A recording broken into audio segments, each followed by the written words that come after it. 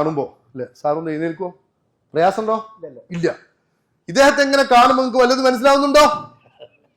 നല്ല മനുഷ്യൻ അല്ലെ? ഇയാൾ നല്ല മനുഷ്യനാണ്, ഒരു കുഴപ്പമില്ല, അടിപൊളി മനുഷ്യനാണ്. ഇയാളെ ഉള്ളിൽ കുറേ കാര്യങ്ങൾ നടന്നുകൊണ്ടിരിക്കുന്നുണ്ട്. ഇതിപ്പോ നിങ്ങളാരെയും കാണുന്നുണ്ടോ? നിങ്ങളാരെയും കേൾക്കുന്നുണ്ടോ? കുറച്ചൊക്കെ എനിക്ക് കേൾക്കാൻ പറ്റുന്നുണ്ട്. മനസ്സിലായി? ഇരിക്കും. അപ്പോ സത്യത്തിൽ എന്താ ചോദിക്കുകയാണെങ്കിൽ, നമ്മളെപ്പോഴും ജഡ്ജ് ചെയ്തുകൊണ്ടിരിക്കുന്നത് ഈ കാണുന്ന ഈ കാര്യത്തെക്കുറിച്ചാണ്. കാണാത്ത കാര്യത്തെക്കുറിച്ച് ശ്രദ്ധിക്കണമെങ്കിൽ നമ്മൾ നമ്മുടെ അകത്തേക്ക് നോക്കാൻ വേണ്ടി പഠിക്കണം. Yes or no? കാണാത്ത ലോകത്തെ, അതിനാണ് ഈ പ്രാർത്ഥനകളൊക്കെ. അതിനാണ് എന്ത് പ്രിയപ്പെട്ടവരെ? പ്രാർത്ഥനകളും ധ്യാനങ്ങളൊക്കെ എന്തിനു വേണ്ടി? അകത്തേക്ക് നോക്കാൻ വേണ്ടിയാ.